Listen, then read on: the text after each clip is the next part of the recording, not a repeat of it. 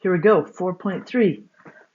So dividing. Think back to elementary school. You learned how to add, well, first count, of course, right? So count, add, subtract, multiply. Then you learn how to divide. So division can be really helpful. If you have 20 pieces of candy and you only have 4 friends, right? You can figure out real quick how to give everybody the same amount of candy. So division was hopefully useful in your life. Now, dividing with polynomials is a very useful skill to help us with factoring, then to find roots, and lots of things about the polynomial. But quick review. I want you to think back to elementary school. Hopefully this doesn't bring any PTSD of bad dividing memories. So, long division. So you have 4,572. You're going to see how many times 3 fits into it. So remember you did 3 goes into 4 once, you wrote your 1 up there, and then you had to multiply. 3 times 1 is 3, and then you found out, all right, so it only fit once, what was the leftover? And we noticed 4 minus 3, you had to subtract at this point, if you remember, is 1, okay? And then you brought down the next number. And then you saw how many times 3 would fit into 15, which is exactly 5 times. That's nice. This is a 1. So 3 times 5 is 15, and you subtract it again, and you got 0. You brought down the 7, and then you saw how many times 3 fit into 7, which is about 2 times, right? And then you multiplied again, subtracted, and then 3 goes into 12 4 times. 3 times 4 is 12. You subtracted those, you get 0, right? So 3 fits into 4,572, 1,524 times. Great times, right? Elementary school. We're going to look at another one real quick, just to kind of go through these patterns, because the patterns are not going to change.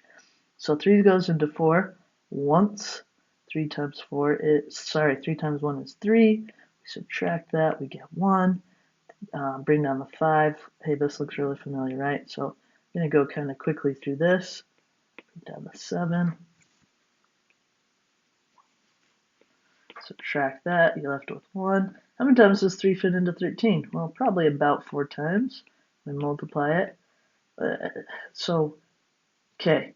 So we have a remainder this time, if you remember. We have this 1 left over, right? So we still have 1. Ugh, sorry, getting ahead of myself. 1.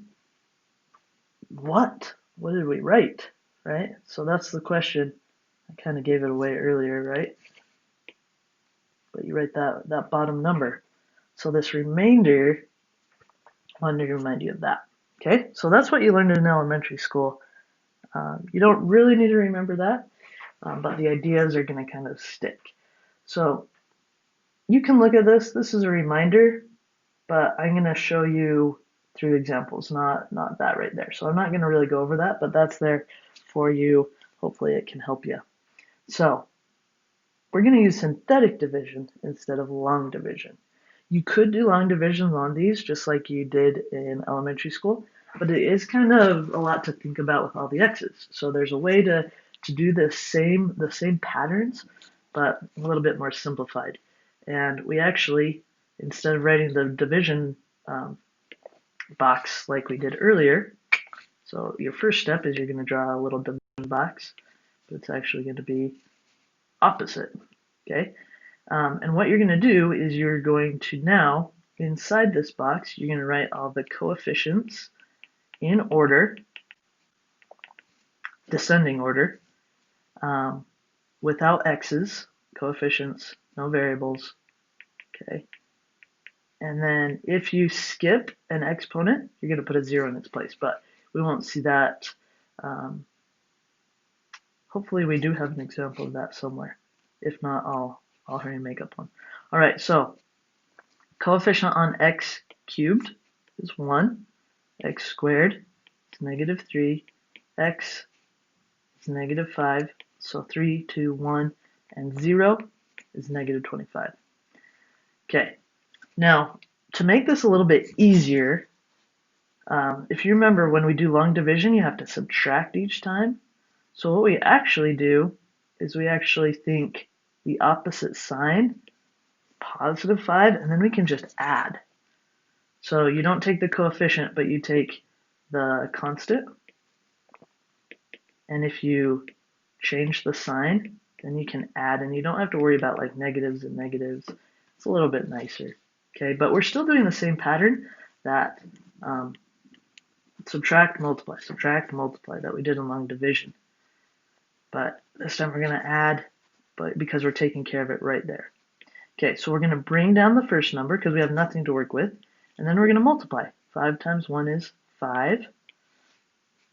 Going to add those because, I mean, technically we are subtracting, but a negative and a negative would make it positive anyways, so we take care of it at the very beginning. Now we just get to add. Okay, so negative 3 plus 5 is 2. Multiply, add. Negative 5 plus 10 is 5. Multiply, add. Negative 25 plus 25 is 0, which is good. We won't have any remainders. Okay, so what do you do with this? So when we divide, we saw how many times x minus 5 will fit into that polynomial. And because we already have an x, we're going to drop. So we start out with x cubed. We divided an x in. We saw how many times x minus 5 fits. And so we're taking care of one of those x's. So we're going to rewrite these coefficients with one less exponent than before. Okay? All right. So x minus 5 times x squared plus 2x plus 5, technically plus 0, but we don't need it, is the answer, right? So when we divide x minus 5 into the polynomial up above, this is what we'd get. Okay, so basically x minus 5 times x squared plus 2x plus 5 would equal x cubed minus 3x squared minus 5x minus 25, just to kind of show you, right? So division undoes that multiplication, so we could write it back as the multiplication. All right, so B. Draw your little box, take the coefficients, 2, 1, 0, descending order, so 6, negative 8, negative 2, 2, 1, 0, and then take the opposite sign so that you don't have to worry about the subtraction. You have nothing to work with underneath, so we just bring it down, and then we multiply, and then we add, then we multiply. Shoot, right? Then we add negative and a negative, negative 4. Now because we took out an x, we're going to have one less x, so it'll be 6x minus 2, and then we have a remainder, right? So if this is not 0, this is your remainder. So we're left over with negative 4 over x minus 1. So 6x minus 2 with a little bit of leftovers, okay? So x minus 1 could multiply this by this, and we'd create the answer, the 6x squared minus 8x minus 2. Sweet. All right. Another one. Man, I think I did not put ones where they skip, which is a bummer. There's one on the homework, so I'll make one up. Okay, so step 1, take your coefficients. 1, 5, negative 1, negative 5. Take the opposite, okay, bring it down, multiply, bring it down, multiply, multiply, yes, right?